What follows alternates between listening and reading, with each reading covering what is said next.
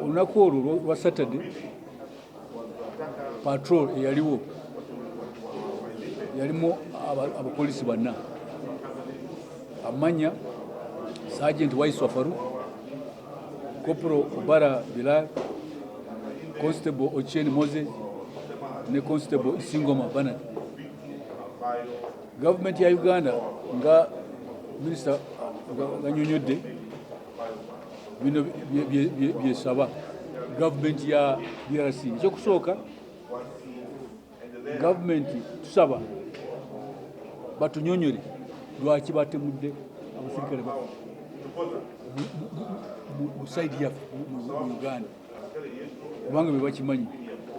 Ekyakubiri, tubanja gavumenti ya Congo evunaane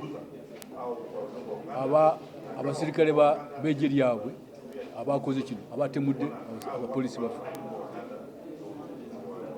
N'ekirala, bawe compensation. Simanyi mu Uganda tukiyita ki compensation. That a repeat of a similar incident may result in the Ugandan armed forces to use its armed forces to repel such an incident in the interest of protecting our citizens and our property.